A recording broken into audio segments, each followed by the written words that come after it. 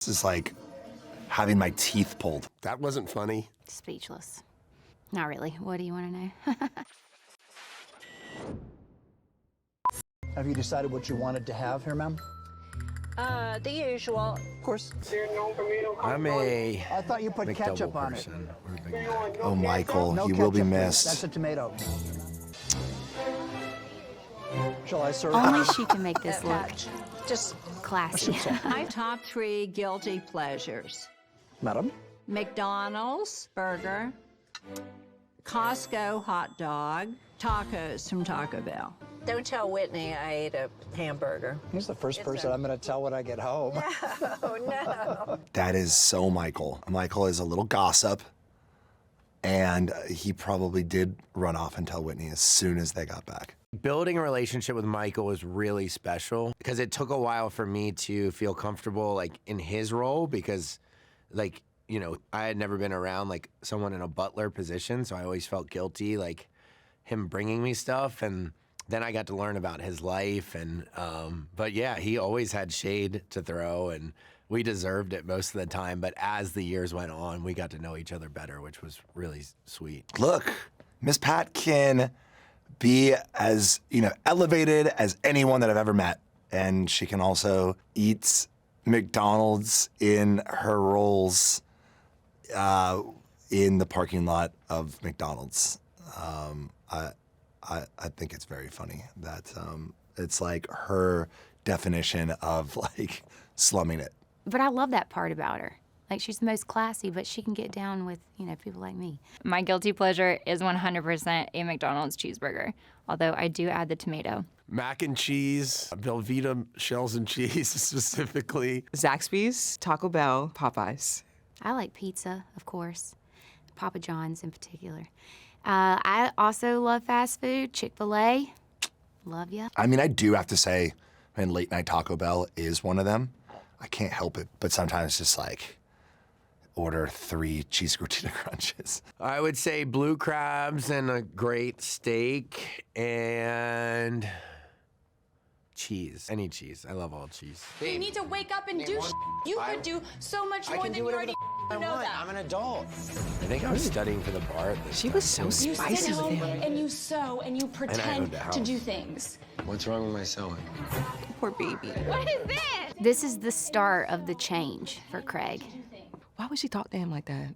I feel bad for him. It really was not fun to have this stuff taped, but I go around and speak to people in groups now, and I'm like, look, there's video evidence that no one in my life thought sewing was a good idea. I guess that I didn't even really realize until I'm rewatching this that like this was going on during Cam's baby shower. I mean, I think that Naomi was right with the things that she was saying at the time. You know, I think Craig was like floundering a bit because, I mean, you know, he was a lawyer and went to law school, but it was very apparent that that's not what he wanted to do. I remember this stage of Naomi and Craig so well because I was so close with Naomi. Me and Lamar and Craig and Naomi were like at a bar, and then we were leaving, and Naomi's like, "Can I ride home with you guys?" And I was like, "Well, what's Craig doing?"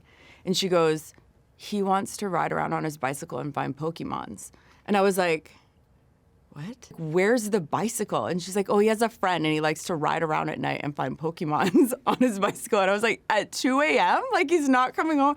And Lamar was just like, his jaw was on the floor. That early Craig was a real piece of work. What's wrong with my sewing? I mean, good job, Craig. Snaps to you. You've now created your empire. Does Naomi get a little portion of that? Because I think she deserves it. Now he has 2 stores. He's in Kroger's. He's everywhere. So nothing was wrong with his sewing. We're 6 years old now, and it's kind of crazy to see what it's turned into, but it's just fun to share with everyone. It's time to come down. Just the idea of Confederate symbols coming down and that flag not being accepted is such a beautiful first step. It's about the trauma that it's caused to my son's ancestors. It's about hundreds of years of oppression. This man owed my family for decades. I don't go by my last name for that reason. Really?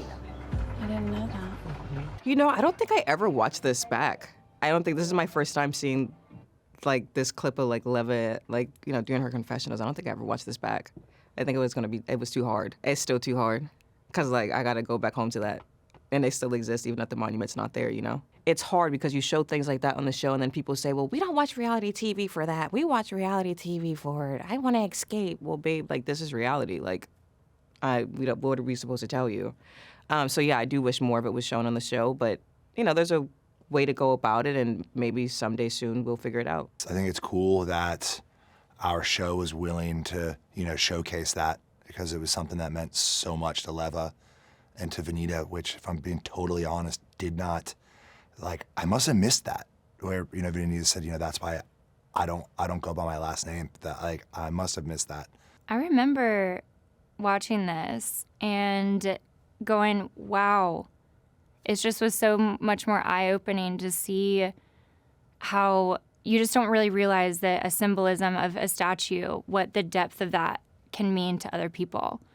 And so just watching that, I was like, wow, this is something really cool to see happen in Charleston, just taking that first step. I genuinely always say that I think that the heart of America is in the South because there's so much pain there. And so when that heals, then I think it heals everyone. I need the pointy triangle. Yeah. I just remember my husband's grandmother, which I think is what moved me the most. She was like, I still don't like to walk down that street. And that to me was like jarring, you know what I mean? Because I was Canadian, like I wasn't really familiar with all this stuff. And she was like the sweetest person ever. So to me, that's, I think, what moved me to like know more and understand more about it all. But yeah, I think that Charleston is doing all the good work. I think that people are healing, and I think that they did a great job with all of that. Austen and Madison are very bad together. They had a lot of issues. Infidelity. Yeah. What? I don't know. You don't know that? I mean, I saw the video on Instagram of him, like, having girls in his room and her showing up. I guess he was having a threesome. Yeah. This is wonderful. I will hear that in my nightmares. He hates that. This is like having my teeth pulled right now watching this scene. I would rather a gun to my head. I don't think he had a threesome, for the record, but I think there was some naughtiness between one of the members of the attendees of the apartment at that time. I can't believe the girls are still in the house. Like, does anyone realize, like, that's one of the girls taping this? So, like, are they hidden in a room, like, with, like, a crack of the door open? That's the craziest part. And I'm surprised because, you know, Madison's pretty intimidating at times, and I'm surprised that she wasn't dragging the two of them by their hair, like, down the street. In that moment, I thought she was going to kill those girls. Yeah, well, they, like, locked themselves in the bathroom when I knocked on the door. Obviously, they came out eventually, but I'm not really sure. I don't know what he was thinking or her. They looked like they were paid to be there. Just saying.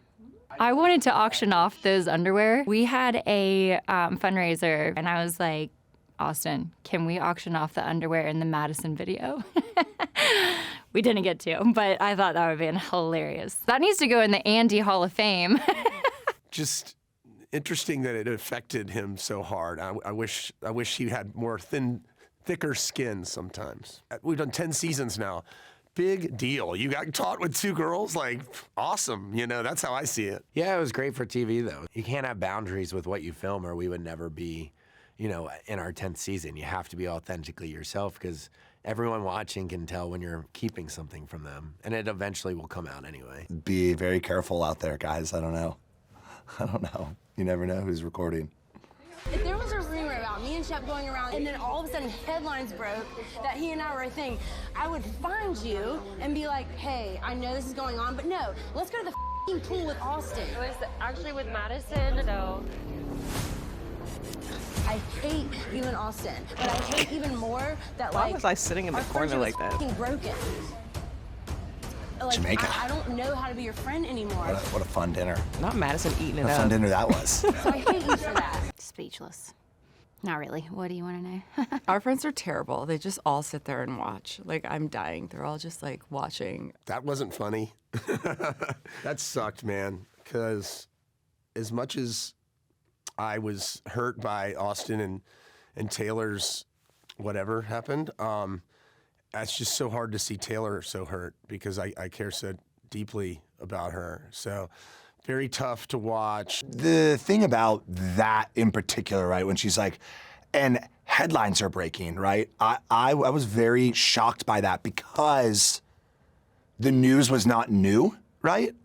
The news had already broken. So I don't know why then Olivia decided to, like, all of a sudden get super pissed about it when she'd been aware of it for, 4 to 5 weeks at this point. And that was a tough day because I had heard things in the background what actually was going on with the leak of that story.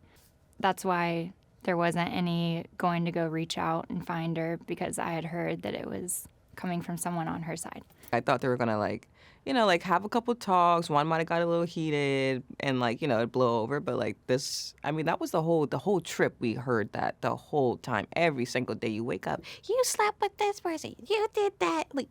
It was a lot.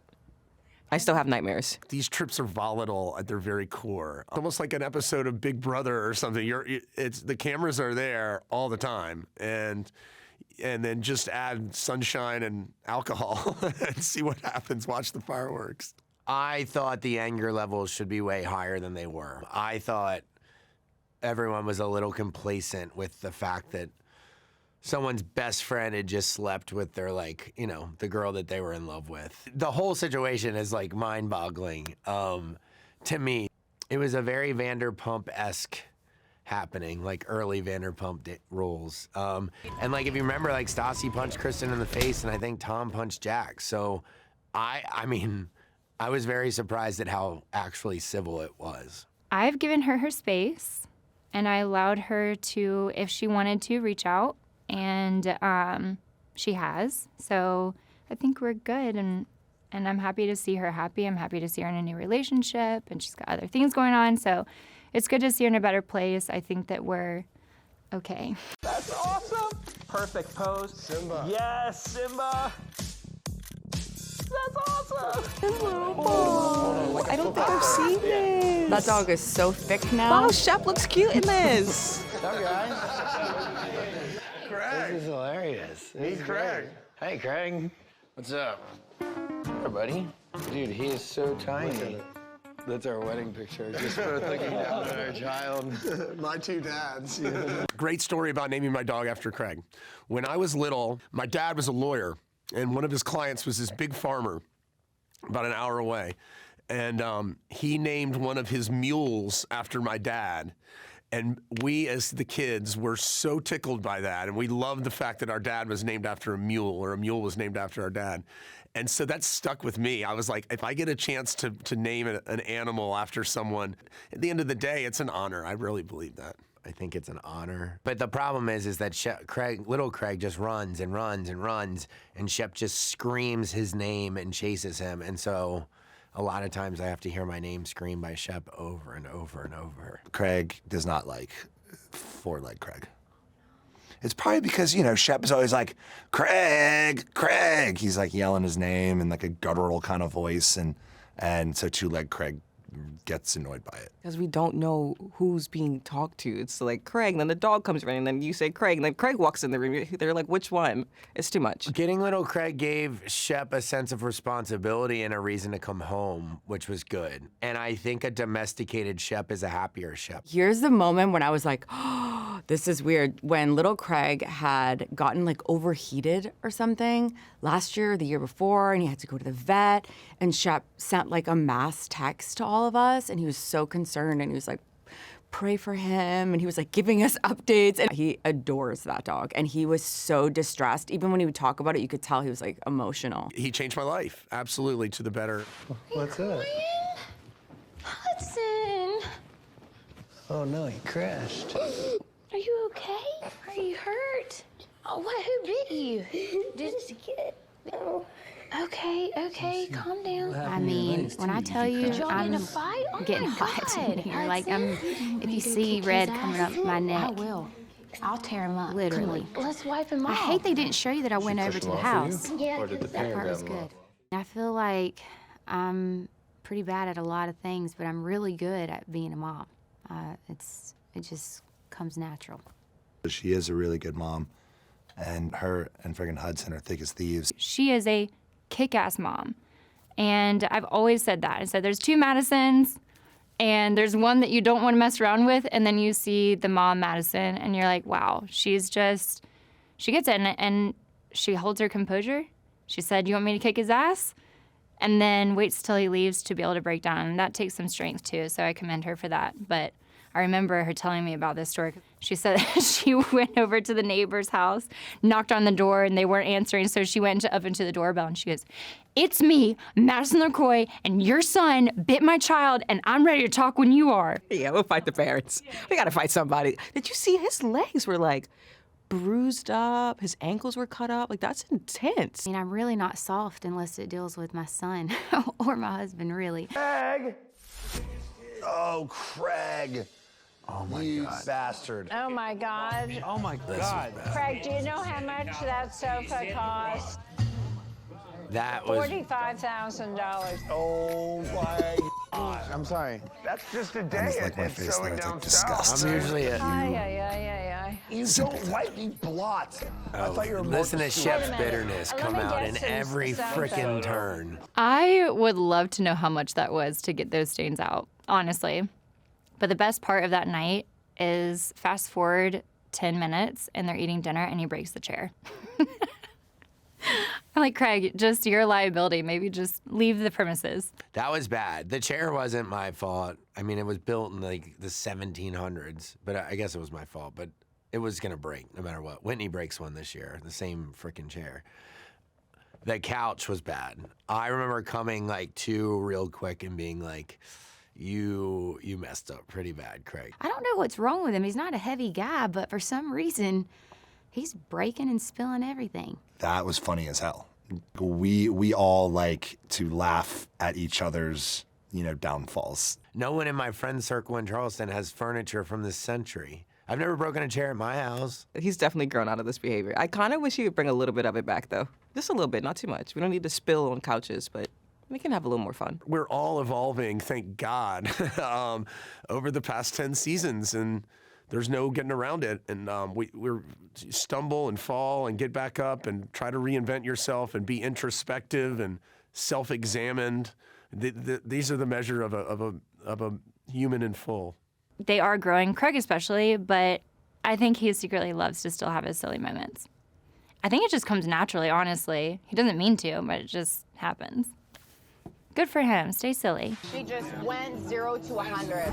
I texted Venita that Madison was like acting ridiculous. The exact words were dumb.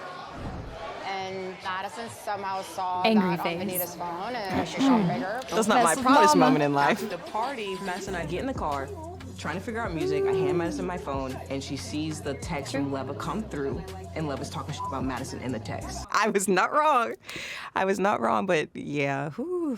I'm sweating right now just thinking about that moment again. She didn't even have to bring it up, but, she wanted to, so. Okay, so funny thing, that entire dinner, Olivia and I were sitting at the end like, what's going on?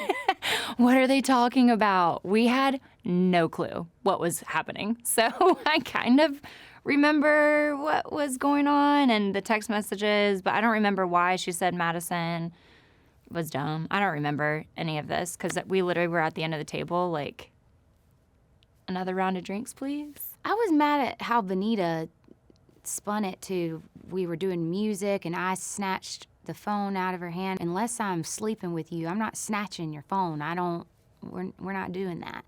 But I got in the car, she showed me the phone and said, look what Leva just said. And then that's how it started. I have no reason to make that up.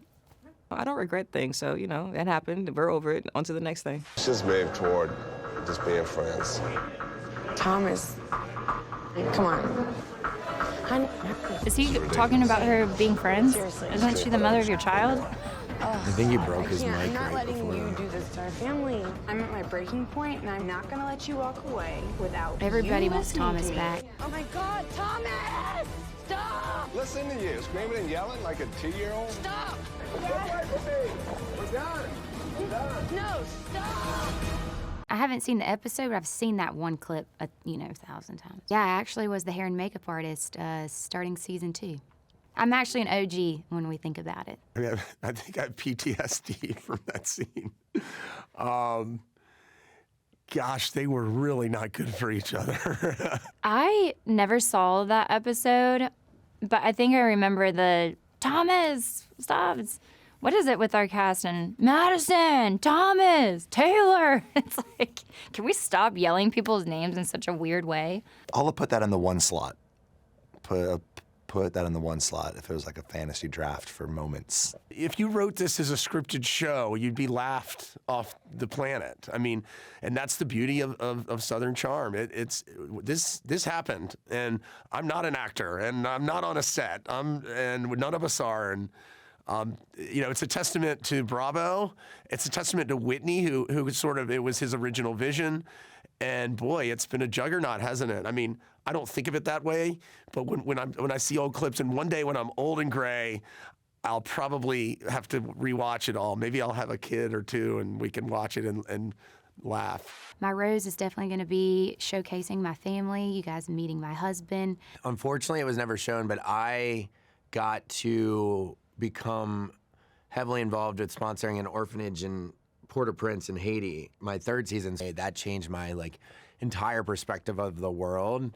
And I was able to do that because I was doing Southern Charm. I guess my rose would be, I really liked that dinner or that lunch we had at Republic. I felt like it was a really genuinely, we had a thread talk afterwards. I think it was a really moving moment for everyone that was there. The ability to make people happy and entertainment comes in many forms, but at the end of the day, if it can help, that silly saying, if you just reach one person, but we're able to reach thousands and thousands, millions really, and make them smile. My rose is probably anytime we've been on a trip. I know that sounds weird, even though in Jamaica it was really taxing and hard, there were definitely some fun moments, just getting to have those little fun moments, or just pure joy and laughter where you're not having to worry about the fights or the drama that's going on, but you just get to actually enjoy being with the people that your castmates and having fun. And you're like, oh yeah, we do kind of all like each other.